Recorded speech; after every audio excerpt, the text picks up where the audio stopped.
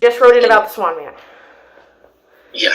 Now, you're familiar with the concept of Black Power, Black Lives Matter. You've probably heard that phrase a million times by now. It all started back in the 20s with a guy named Marcus Garvey. He was a Jamaican, and he spoke for the Black nationalism movement, Pan-Africanism, and he even started a Universal Negro Improvement Association in New York. And on August 13th, 1920, in Harlem, they had a huge parade. And there was the mayor of Monrovia, Liberia, attending, and close to 25,000 people were there. Now, at Attic 2 in Florida, the Blue Scorpion emerged. Is he an actual scorpion? He's pretty much a scorpion, yeah. So he comes out of the cave and he notices some graffiti on the cave. It was like a heart made out of 2 spiders. He walks out, makes his way to the freeway, he hitchhikes, gets a driver, kills the driver along the way, and makes his way all the way to New York City. He appears in Harlem, and he's got this metallic case with him, and he opens it up, and he pulls out some sort of a strange gun. And he approaches the crowd, and he sprays them down with a venom, and he kills almost everybody. So no bullets, just venom. He sprays venom over the entire crowd, okay? And they try to shoot at him, people try to flee, they all are freaking out, but he kills most of the people. He basically stops the movement.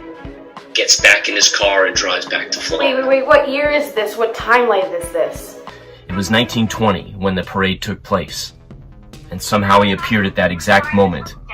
No, I know that, but like when somebody's reading this from, how are they supposed to, like, I'm just trying to figure out how to just structure it in here because I'm doing the best I can to just get it straight in my head, but now this is a completely other timeline?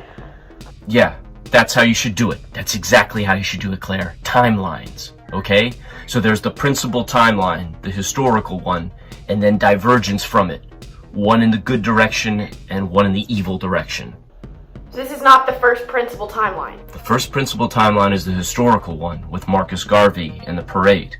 Then the Blue Scorpion emerges, the force of the evil, to try to disrupt the good and to change history. Now, guess what? There's another timeline.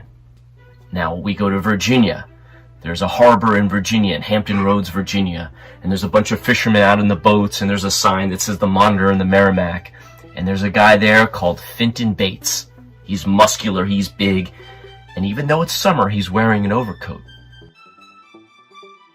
And he's floating along in the water just like all the other fishermen, and at a moment when they're not looking, he dives into the harbor.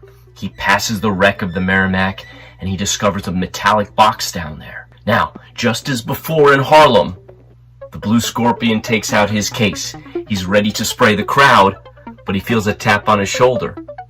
And it's Finton.